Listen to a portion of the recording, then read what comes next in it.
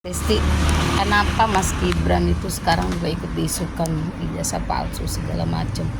Karena menurut mereka itu Mas Gibran saingan terberat loh untuk 2029. Andai kata Pak Prabowo nggak pecah kongsi gitu sama Mas Gibran, yakin saya untuk menghadapi Mas Gibran itu sangat berat lah. Berat karena emang kinerjanya satu bagus, kedua dia di antara kandidat-kandidat lain ya kayak AHY, Puan ataupun siapapun kayak Ganjar kayak siapa, kayaknya yang punya pengalaman dan jam terbang tinggi ya Mas Gibran. Walaupun Mas Gibran masih muda ya, dia udah pernah menjabat wali kota Solo, punya perusahaan, terus dididik langsung, dimentorin langsung sama Pak Jokowi. Yakin saya lawan terberat. Makanya Mas Gibran itu sama Pak Jokowi selalu diungkit-ungkit, selalu dicari kesalahannya, karena menurut mereka ya lawan terberat itu untuk 2029 Mas Gibran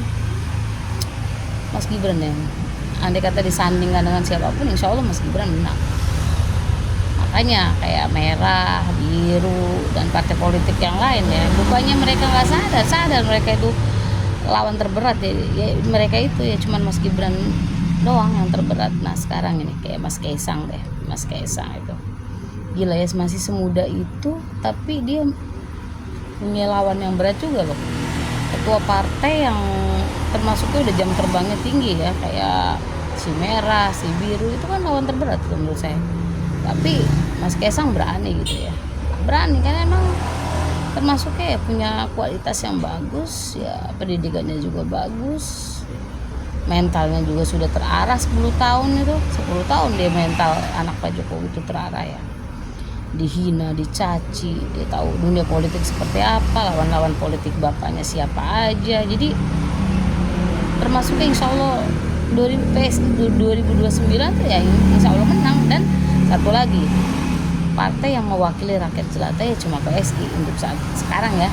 Kalau yang lain kayaknya partai-partai yang lain itu mewakili kantong pribadi ya, kayak ada yang orang Lampung apa orang mana yang keluar ya, yang istilahnya andai kata PSI menang di Jawa Tengah ya, dia akan cium kakinya Mas Kaisang katanya.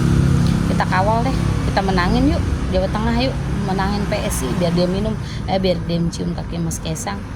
Andai kata dia lupa, itu kan video-video itu kan ya istilahnya udah menyebar, itu disimpan sama pecinta Mas Kaisang semua ya. Itu siap-siap aja itu kalau orang kayak gitu takabur kayak gitu ya. Orang itu istilah kata sekarang rakyat itu nggak bodoh ya. Yang masalah ijazah palsu aja ya, sekarang tambah yakin gitu. Saya sih masalah ijazah nggak terlalu peduli ya, mau ada ijazah mau gak ada ijazah nggak peduli saya. Yang penting kerja bagus dibandingkan yang ijazahnya profesor ya, nggak ada mempan-mempannya. Sekarang kita buka lagi deh, andai kata nih adanya pengusutan ijazah itu, anggota dewan kayaknya banyak yang nggak punya ijazah itu, yakin saya banyak itu kasusnya. Kayak dulu pelawak itu kan nggak, kita lihat dia pernah sekolah nggak sih, istilahnya background dia pendidikannya apa, yang sekarang udah meninggal ya, itu kayaknya nggak ada sampai dia profesor mana S2 apa S1 apa S2 ya, itu yang meninggal loh, yang kecil. Akhirnya dia nggak ada ijazah, banyak yang nggak ada ijazahnya, sekolah cuma sampai SMA, kadang nggak lulus aja bisa masuk anggota dewan. Orang-orang diem aja. Kalau emang punya kemampuan ya nggak masalah gitu. Ijazah kan cuma selembar kertas, tapi realisasinya itu kalau emang dia nggak kerja ya nggak mempan ya, nggak mempan ijazahnya berderet-deret, kalau nggak kerja nggak dipakai.